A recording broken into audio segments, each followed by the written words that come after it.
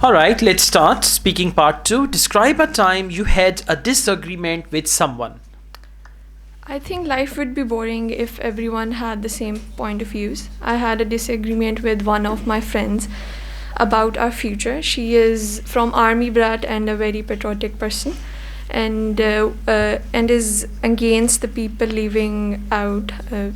moving out. And I, on the other hand,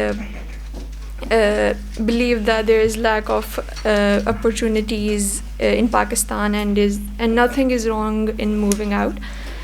And the quality of life in Pakistan cannot be compared with the developed countries such as USA and others. And the disagreement happened when we both were discussing our future.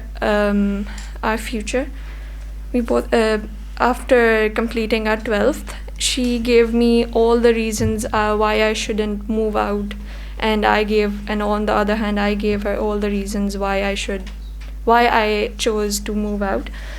And she gave me. I could see her care about her country, and she was. Okay, thank you so much. The first thing is try to speak actively and energetically, right? This energy will go into examiner as well. Second point is you're taking a lot of pauses as you're talking. So try not to take pauses. Even if you want to take a look at your point, keep talking and then add the next point there, right? So through practice, you can just do that. But overall, it's fluency and, energy that you need to demonstrate. Now we move on to speaking part three. How can we stop disagreements from escalating into a fight? I think we should stay calm and relax, and to de-escalate the